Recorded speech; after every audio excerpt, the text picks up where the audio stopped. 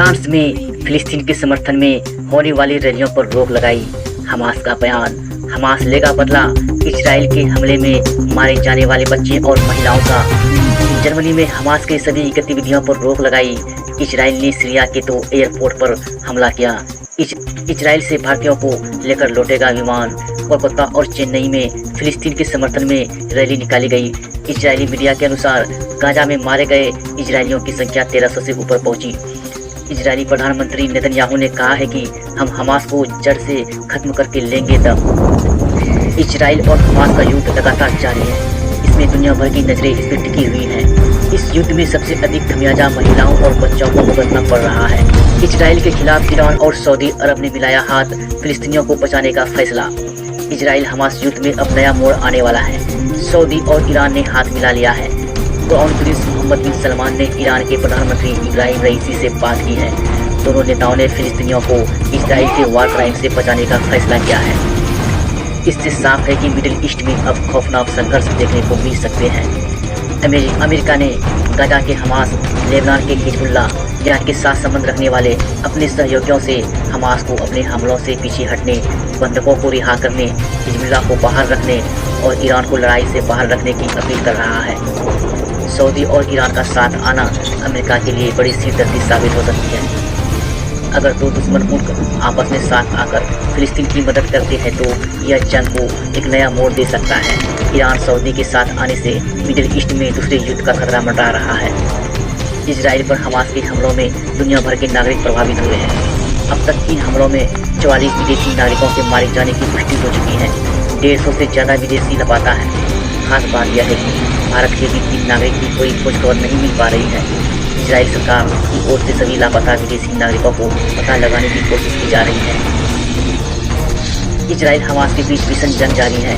America ने बढ़ाया मदद का हाथ, ने दुनिया के सबसे बड़े महंगे और हाईटेक हथियारों से लैस युद्धपोत को इजराइल की ओर रवाना किया है ताकि वह जरूरत पड़ने पर हमास से निपट सके। अमेरिका ने भूमध्य सागर में अपने 2 स्ट्राइक ग्रुप खड़े कर दिए हैं।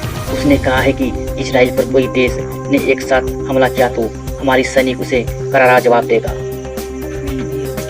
इजराइल ने सीरिया पर किया एयर स्ट्राइक।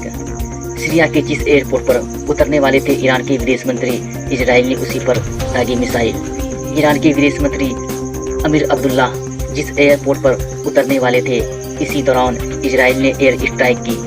हमले के बाद विदेश मंत्री वापस ईरान अपने देश लौट गए।